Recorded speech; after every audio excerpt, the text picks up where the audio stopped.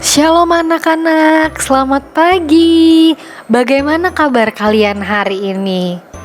Miss Deborah harap hari ini kabar kalian tetap semangat, tetap bersuka cita, sehat selalu. Kalau ada yang sedang sakit, semoga lekas sembuh ya. Hari ini kita mau mendengarkan firman Tuhan. Namun sebelum itu kita mau berdoa terlebih dahulu. Mari kita berdoa. Tuhan Yesus, kami bersyukur karena pada hari ini Tuhan menyertai kami, Tuhan menolong kami, dan Tuhan memberkati kami semua. Anak-anak-Mu akan mendengarkan firman Tuhan. Kami mohon biarlah Tuhan Yesus yang boleh menyertai, menolong, memberikan hikmat supaya mereka mengerti firman Tuhan yang disampaikan. Dalam nama Tuhan Yesus kami berdoa. Haleluya. Amin. Anak-anak, Miss mau tanya, ketika kalian lagi di tempat umum atau lagi jalan-jalan, pernah gak sih lihat gambar ini? Yang pernah lihat, apa sih artinya gambar ini? Coba yang bisa jawab raise hand ya.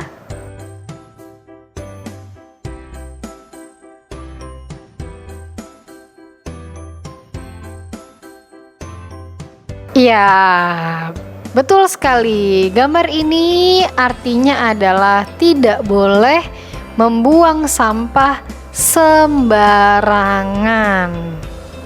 Nah, lalu selanjutnya, gambar yang kedua ini. Siapa yang pernah lihat gambar kedua ini?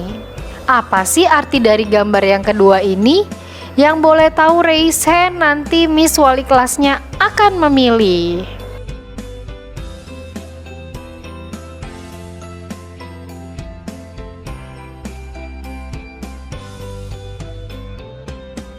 Artinya tidak boleh menggunakan ponsel.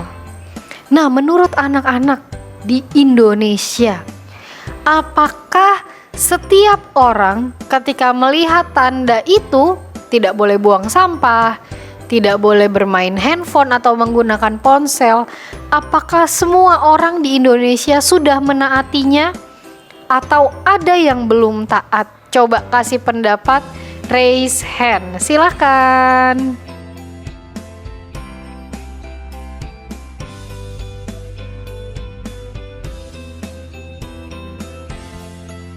Nah, hari ini kita mau belajar firman Tuhan tentang kisah seseorang di Alkitab yang pernah tidak taat loh sama perintahnya Tuhan. Siapakah dia? Dia adalah Akan. Judul Bible Story hari ini adalah Akan. Akan ini nama orang ya anak-anak ya. Ketika bangsa Israel berperang melawan kota Yeriko, Allah memberikan perintah kepada bangsa Israel supaya tidak mengambil barang-barang yang dikhususkan untuk dimusnahkan. Dan bangsa Israel tidak boleh mengambil emas, tembaga, besi, tidak boleh diambil untuk diri sendiri. Karena emas, tembaga, besi harus dibawa ke rumah Tuhan. Pada waktu itu, Yosua menyuruh orang Yeriko untuk mengintai atau melihat-lihat secara diam-diam tentang kota Ai. Bagaimana kota Ai itu disuruh lihatin dulu sebelum bangsa Israel melawan kota Ai. Lalu kembalilah orang Israel setelah mengintai kota Ai, dan orang itu berkata, "Tidak usah seluruh bangsa Israel itu pergi.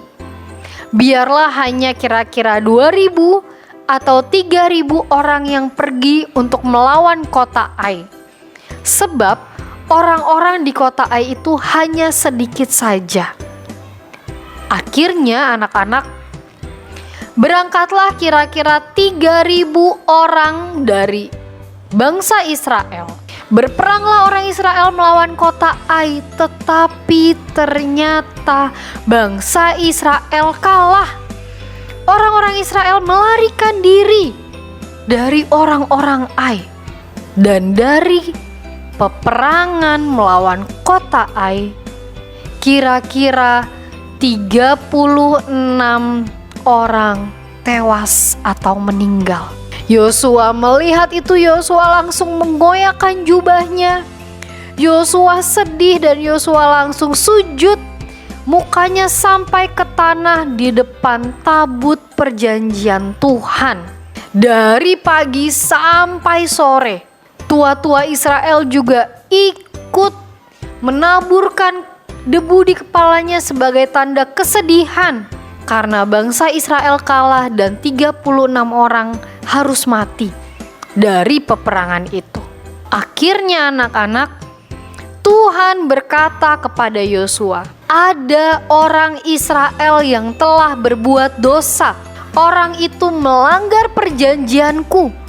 Aku memerintahkan kepada mereka supaya mereka mengambil sesuatu untuk rumah Tuhan.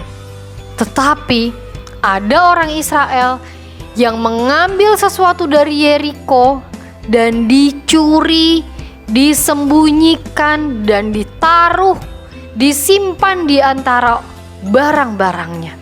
Lalu anak-anak, setelah mendengarkan perkataan Tuhan, keesokan harinya Yosua mengumpulkan bangsa Israel. Semua disuruh berkumpul, suku demi suku, keturunan demi keturunan, semua disuruh kumpul sama Yosua.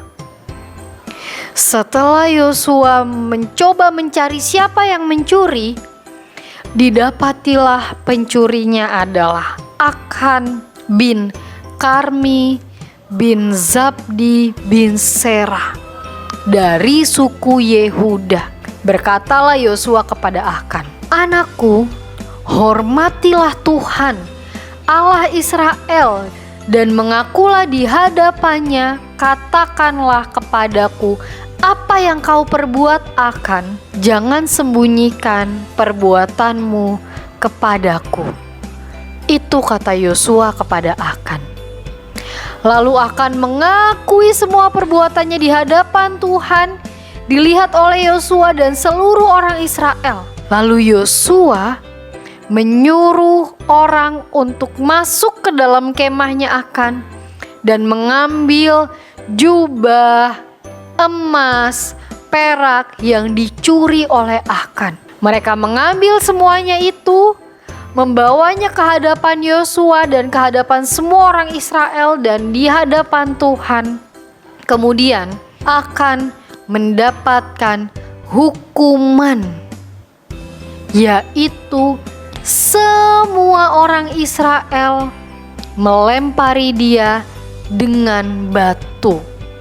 Tidak hanya Akan, tetapi istrinya, anaknya, hewan piaraannya, budaknya, semua Akan dan keluarganya dilempari batu dan dibakar hingga tidak bisa hidup lagi. Sesudah itu didirikanlah di atas mayat Akan dan keluarganya suatu tumpukan batu besar yang masih ada sampai sekarang.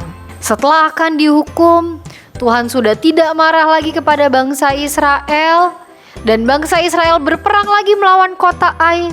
Lalu bangsa Israel menang. Sampai sekarang tempat Akan dihukum dinamakan Lembah Akor. Nah anak-anak, dari kisah ini kita bisa belajar. 1, kita harus taat sama semua perintah Tuhan dalam kehidupan kita. Kalau kita berbuat salah, berbuat dosa, membuat orang-orang di sekitar kita sedih atau membuat sesuatu yang tidak baik, kita harus mengakui dosa-dosa dan kesalahan kita di hadapan Tuhan. Dan yang selanjutnya, setiap kesalahan itu ada akibat, ada disiplin, ada hukuman. Ketika kamu berbuat salah, ketika kamu melanggar, ketika kamu berbuat dosa, kamu harus siap menerima akibat dari dosa-dosa atau pelanggaran kamu. Nah, kalau kamu, apa aja sih peraturan-peraturan yang ada di kehidupan kamu yang kamu ingat sampai sekarang? Kalau di sekolah, peraturannya harus datang tepat waktu. Berjalan jangan berlari ketika ada di selasar. Bermain dengan taat, mengasihi teman, dan mengerjakan soal atau latihan dengan sungguh-sungguh, belajar dengan tertib, dan masih banyak lagi. Apakah kamu sudah menaati perintah-perintah itu? Atau kamu masih belum bisa menaati perintah-perintah yang ada? Tuhan senang deh kalau kita menjadi anak yang taat, anak yang nurut sama perintah Tuhan. Pilihannya ada di kamu. Kamu mau seperti Akan yang tidak taat, atau kamu mau menjadi anak Tuhan yang taat? Coba kamu jawab sungguh-sungguh ya. Oke, terima kasih untuk jawabannya. Sekarang firman Tuhan kita sudah selesai. Mari kita berdoa. Tuhan Yesus, terima kasih untuk firman-Mu. Terima kasih Tuhan, Kau boleh menyertai, menolong, dan memberkati kami hingga pada sampai saat ini. Sekarang anak-anak-Mu sudah mendengarkan. Oke, terima kasih untuk jawabannya. Sekarang firman Tuhan kita sudah selesai.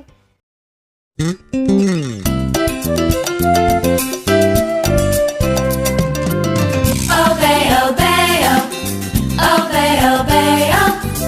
Obey, obey, obey the Lord. Obey, obey, oh. Obey, obey, oh. Obey, obey, obey the Lord. We can choose to listen to and obey God. We can choose to follow all His rules. We can choose to do what's right, even when it's hard. O-B-E-Y. We will obey. Obey, obey, oh. Obey, obey, oh. Obey, obey, obey the Lord. Obey, obey, oh. Obey, obey, oh. Obey, obey, obey the Lord. We can choose to listen to and obey God. We can choose to follow all His rules. We can choose to do what's right, even when it's hard. O-B-E-Y. We will obey. Obey, obey, oh. Obey, obey, oh. Obey, obey, obey the Lord. Obey, obey, obey the Lord. Mari kita berdoa. Tuhan Yesus, terima kasih untuk firman-Mu. Terima kasih Tuhan, Kau boleh menyertai, menolong, dan memberkati kami hingga pada sampai saat ini. Sekarang anak-anak-Mu sudah mendengarkan firman Tuhan. Kami mohon biarlah Tuhan Yesus yang tetap boleh menyertai mereka, memberkati dan menolong mereka. Dalam nama Tuhan Yesus kami berdoa. Haleluya. Amin.